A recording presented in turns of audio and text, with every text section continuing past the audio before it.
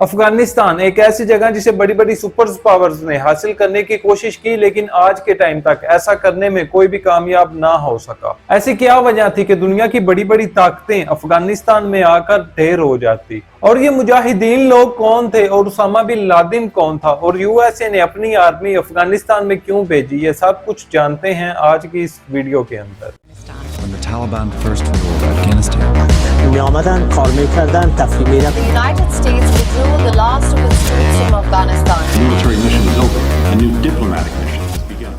इन सब चीजों का आगाज 1839 में होता है, जब रशियन एम्पायर और ब्रिटिश एम्पायर अपना अपना इन्फ्लुएंस अफगानिस्तान के अंदर बढ़ाने की कोशिश कर रहे थे। साउथ एशिया में अफगानिस्तान की लोकेशन एक इम्पोर्टेंट लोकेशन है। ब्रिटिश एम्पायर और रशियन एम्पायर में अफगानिस्तान को लेके जो मसाइल चल रहे थे, इनको एक नाम दिया गया, द ग्रेट गेम। बात इतनी आगे बढ़ जाती है कि ब्रिटिश एम्पायर रशियन एम्पायर से एक कदम आगे निकलने के लिए अपनी 16,500 आर्मी को अफगानिस्तान में भेज देते हैं, लेकिन कुछ सोल्जर को छोड़कर अफगानिस्तान हर सोल्जर को मार डालता है। ऐसा पहली बार नहीं था कि कोई सुपर पावर अफगानिस्तान पर हमला कर रही थी। अगर तारीख के पन्नों को परोला जाए तो इस तरह के बहुत से नाम सामने आते हैं जिन्होंने अफगानिस्तान पर कब्जा जमाने की कोशिश की। आज से तकरीबन 2500 साल पहले पर्शियन ने इस जगह पे हमला किया, लेकिन इनका कब्जा 2 साल से ज्यादा ना चल सका। फिर 331 बीसी में अलेक्जेंडर ने, जिसने आधी से ज्यादा दुनिया पर कब्जा किया, उसने भी यहाँ पर हमला किया, लेकिन 7 साल से ज्यादा अपनी हुकूमत यहाँ पे ना बना सका। इसी तरह मुगल एम्पायर ने भी यहाँ पे हमला किया और अपनी हुकूमत बनाने की कोशिश की, लेकिन वो भी यहाँ पे बस 2 साल ही टिक सके, जबकि बाकी सब अपनी 1 साल के अंदर ही फौज यहाँ से वापिस बुला लेते हैं।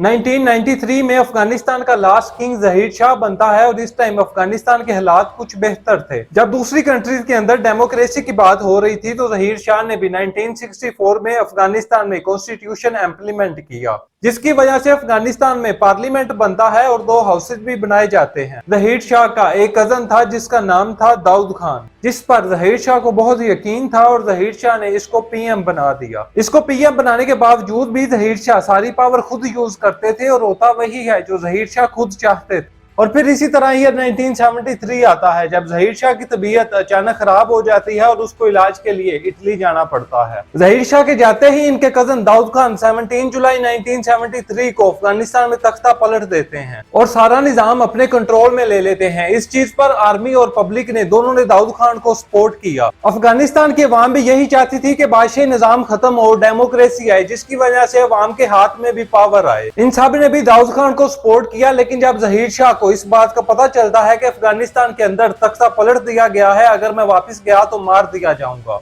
तो जहीर शाह इटली में ही नेशनैलिटी ले लेते हैं और वही रहने लगते हैं। इसके बाद दाऊद खान अपने आप को अफगानिस्तान का प्रेसिडेंट बना देते हैं और डेमोक्रेसी इम्प्लीमेंट कर देते हैं, लेकिन यहाँ पर वो एक बड़ी गलती भी करते हैं। वो डेमोक्रेसी तो इम्प्लीमेंट करते हैं, लेकिन एक शर्त रखते हैं कि उनकी पार्टी के अलावा कोई दूसरी पार्टी इलेक्शन नहीं लड़ सकती। तो ये चीज अवाम को गलत लगने लगती है। इसके बाद अफगानिस्तान में गुर्बत और बेरोजगारी बढ़ जाती है, तो अवाम इस चीज को बिल्कुल भी सपोर्ट नहीं करती। दाऊद खान की इन्हीं सब चीजों से तंग आकर मुख्तलिफ ग्रुप्स मिलकर एक पार्टी बनाते हैं, people democratic party Afghanistan PDPA, और ये पार्टी USSR से अटैच्ड। इस पार्टिकुलर टाइम पर USSR पूरी दुनिया की पार्टीज को सपोर्ट कर रहा था, तो इस वजह से उसने PDP को भी सपोर्ट किया। वक्त के चलते चलते PDP अफगानिस्तान के अंदर पॉपुलर होने लगी और दाऊद खान भी इस बात को समझ गया। इस वजह से उसने PDP को दबाने की भी कोशिश की, यहाँ तक कि 17 अप्रैल 1978 को PDP के एक बड़े लीडर मीर अकबर खैबर को भी इसने मरवा दिया। इसके बाद लोग भड़क उठे और जगह जगह प्रोटेस्ट होने लगे और सब कुछ दाऊद खान के कंट्रोल से बाहर होता गया। आगे जाके PDP पार्टी अफगानिस्तान की सबसे पावरफुल पार्टी बन गई। उसी साल 1978 में 27 अप्रैल को दाऊद खान और उसकी पूरी फैमिली को मार दिया जाता है। इसके बाद सारा कंट्रोल PDP ले लेती है और नूर मोहम्मद अफगानिस्तान के लीडर बनते हैं। नूर मोहम्मद USSR के फोर्थ थे क्योंकि वो कम्युनिस्ट आइडियोलॉजी थे, ऐसे लोग जो गॉड पे बिलीव नहीं करते। नूर मोहम्मद के आते ही अफगानिस्तान में बहुत चेंजेस होते हैं। जैसा कि आप जानते हैं, अफगानिस्तान एक मुस्लिम कंट्री है और PDP के लीडर ने अफगानिस्तान के अंदर मॉडर्नाइजेशन स्टार्ट किया और इसमें फीमेल्स को एजुकेशन अलाउ हुई और वो ओपनली रोड पर घूम सकती हैं और फैशन भी कर सकती हैं। और अफगानिस्तान में एजुकेशन कंपल्सरी कर दी गई, जिसमें रिलीजियस एजुकेशन को रिमूव कर दिया गया। नूर मोहम्मद यहाँ भी नहीं रुकते और यूएसएसआर के इन्फ्लुएंस में आके वो लैंड रिफॉर्मिंग कर देते हैं, जिसमें ये था कि जिन लोगों के पास मीन ज्यादा है वो इन लोगों को देंगे जिनके पास कम है, और लोगों में बराबरी के लिए जो जिम्मेदारों पर कर्ज था वो भी माफ कर दिया गया। और जो भी ये नूर मोहम्मद साहब कुछ कर रहे थे उस पर ओपोजिशन का कहना था कि नूर मोहम्मद यूएसएसआर की चमचागिरी कर रहे हैं। इन्हीं सब चीजों से तंग आकर लोगों के छोटे छोटे ग्रुप्स मिलकर हुकूमत के खिलाफ हथियार उठा लेते हैं, और जो लोग ये लड़ाई लड़ रहे थे इन्हें अफगानिस्तान में मुजाहिदीन कहा जाने लगा। ये इस्लाम को डिफेंड कर रहे थे। अगर मुजाहिदीन की डेफिनेशन को देखा जाए तो मुजाहिदीन उन्हें कहा जाता है जो इस्लाम को डिफेंड करने के लिए लड़ते हैं, और मुजाहिदीन को ये ग्रुप नहीं था बल्कि अलग अलग इलाकों से हुकूमत के खिलाफ लड़ने वाले ग्रुप्स थे। इन ग्रुप्स में से कुछ को लोकल लीडर्स और कुछ को स्टूडेंट लीड कर रहे थे।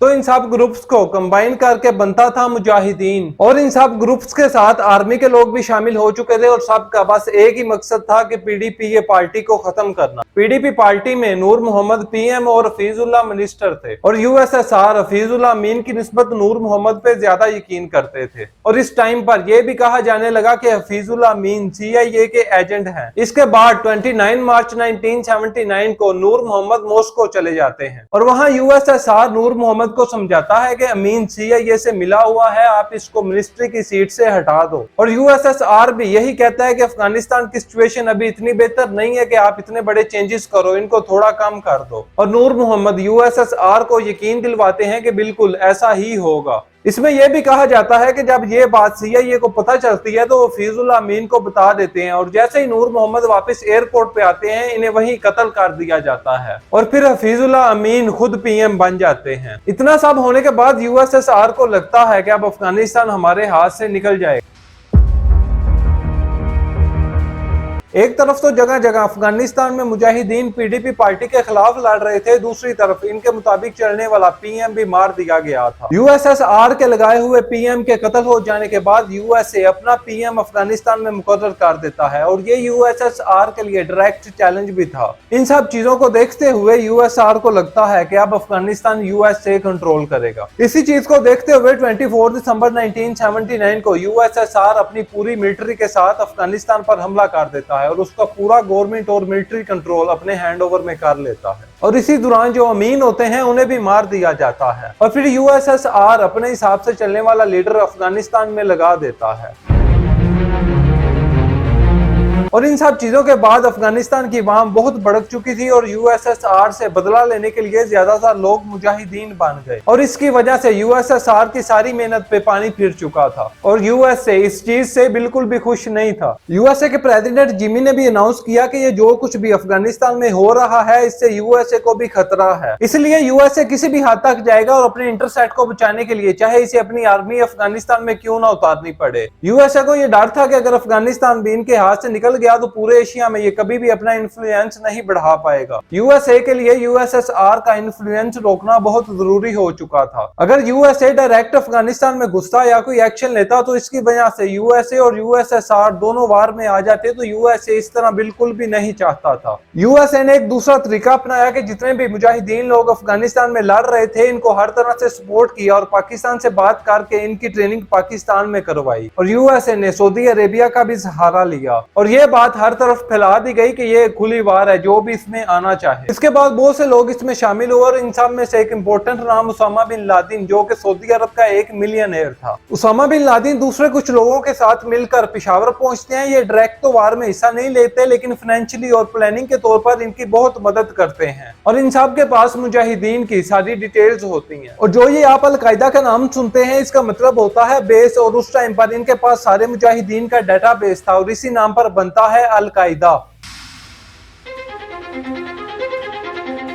दूसरी तरफ यूएसएसआर ताकतवर तो थी, लेकिन अफगानिस्तान का इलाका ऐसा था जो कि सारा पहाड़ों से घेरा हुआ था, जिसकी वजह से यूएसएसआर की आर्मी को बहुत मुश्किलात का सामना करना पड़ता था। अचानक मुजाहिदीन कहीं से भी हमला कर देते थे, यानी कि प्रॉपर गुरिल्ला वार चलती थी, और मुजाहिदीन पूरे तरीके से इस एरिया से वाकिफ थे। इस वजह से भी यूएसएसआर की आर्मी को काफी डिफिकल्टीज का सामना करना पड़ता था। यूएसएसआर की आर्मी को एयरफोर्स का एक बड़ा एडवांटेज था, लेकिन यूएसए ने मुजाहिदीन को लेटेस्ट वेपन दे रखे थे। जिसमें सिग्नल मिसाइल जैसे वेपन शामिल थे, जिसकी मदद से मुजाहिदीन पहाड़ों में बैठे यूएसएसआर की आर्मी के हेलीकॉप्टर और एयरप्लेन्स को उड़ा रहे थे। यूएसएसआर ने 10 सालों तक अफगानिस्तान में लड़ाई लड़ी और इन सब चीजों से यूएसएसआर को काफी नुकसान हुआ और आखिरकार 1988 में यूएसएसआर ने अपनी आर्मी को वापस बुलाना शुरू कर दिया और 15 फरवरी 1989 को यूएसएसआर की पूरी आर्मी अफगानिस्तान को छोड़ चुकी थी और ये चीज यूएसएसआर के लिए बहुत शर्मिंदगी की बात थी। यूएसएसआर तो अफगानिस्तान छोड़ के जा चुका था, लेकिन अब फैसला करना यह था कि अफगानिस्तान को चलाएगा कौन। इस चीज को लेके मसाइल बढ़ने लगे क्योंकि मुजाहिदीन कोई एक ग्रुप नहीं था बल्कि मुख्तलिफ लोगों और कबीलों से मिलकर बने छोटे छोटे ग्रुप्स थे और इस टाइम ये छोटे छोटे ग्रुप्स अफगानिस्तान को चलाने के लिए आपस में ही लड़ रहे थे। इसी चीज को देखते हुए 1992 में इन छोटे छोटे ग्रुप्स के लीडर मिलकर पाकिस्तान के शहर पेशावर में इकट्ठा होते हैं ताकि ये फैसला किया जा सके कि अफगानिस्तान की पावर किस तरह से तकसीम होगी। वहां पर एक एग्रीमेंट भी साइन किया जाता है जिसे पेशावर अकाउंट कहा जाता है, लेकिन इस चीज को भी लेके आगे जाके काफी मसाइल का सामना करना पड़ता है क्योंकि जिसको पावर कम मिली थी वो इस चीज को सपोर्ट ही नहीं करता था, जिसकी वजह से अफगानिस्तान के अंदर ही सिविल वार स्टार्ट हो गई। ये जो मुजाहिदीन के ग्रुप्स थे इनमें से एक ग्रुप था स्टूडेंट विंग्स, जिसमें स्कूल और मदरसों के स्कॉलर्स थे और मुजाहिदीन का ये ग्रुप दूसरों की निस्बत काफी मजबूत था। इस ग्रुप के अंदर एक बहुत ही फेमस और तेज आदमी था जिसका नाम था मुल्ला उमर। मुल्ला उमर ने यूएसएसआर से लड़ते वक्त इनका काफी भारी नुकसान भी किया था। एक लड़ाई के दौरान बम ब्लास्ट की वजह से मुल्ला उमर की एक आंख भी खत्म होगी जिसको लोग बड़े एहतराम की नजरों से देखते थे। ये जो मुल्ला उमर थे ये इस विंग का हेड बनते हैं और वक्त के साथ साथ ये अफगानिस्तान के बहुत ही मजबूत लीडर बन जाते हैं। इस चीज को लेकर मुल्ला उमर अफगानिस्तान के अंदर शरई लॉ भी इम्प्लीमेंट करते हैं जिसमें यह था कि औरतें बगैर निकाब के घर से बाहर नहीं निकल सकती। टीवी, म्यूजिक और मूवीज वगैरह को भी अफगानिस्तान के अंदर बैन कर दिया गया और वेस्टर्न एजुकेशन की बजाय रिलीजियस एजुकेशन भी दी जाने लगी। चोरी करने वालों के हाथ काट दिए जाएंगे और पीडीपी का जो करंट लीडर था उसे चौराहे पर मार दिया जाता है और इस वक्त उसामा बिन लादेन भी यूएसए के खिलाफ हो चुका था। उसामा बिन लादेन के मुल्ला उमर से काफी अच्छे ताल्लुकात भी बन चुके थे। इसी दौरान उसामा बिन लादेन काफी जगहों से निकाल दिए गए थे तो अफगानिस्तान में मुल्ला उमर इन्हें जगह देते हैं। 9/11 की सारी प्लानिंग भी अफगानिस्तान के अंदर होती है और जब ये अटैक होता है तो यूएसए बुखला जाता है। इतना सब कुछ हो जाने के बाद यूएसए अफगानिस्तान से कहता है कि बस बहुत हो गया, आप उसामा को हमारे वाले कर दो और जो अलकायदा तंजीम है इस पूरी तंजीम को खत्म कर दो। और मुल्ला उमर इस चीज को मानने से साफ इनकार कर देते हैं। मना करने के बहुत से रीजन थे। जब यूएसएसआर से लड़ाई चल रही थी तो उसामा बिन लादेन ने मुल्ला उमर की काफी मदद की थी। इनका यह भी मानना था कि उसामा बिन लादेन हमारा मेहमान है और हम मेहमान को किसी के हवाले नहीं करते। मुल्ला उमर ने यूएसए से उसामा बिन लादेन के खिलाफ सबूत भी मांगे लेकिन यूएसए ने सबूत देने से मना कर दिया। इसलिए अफगानिस्तान ने भी यूएसए की बात मानने से साफ इनकार कर दिया।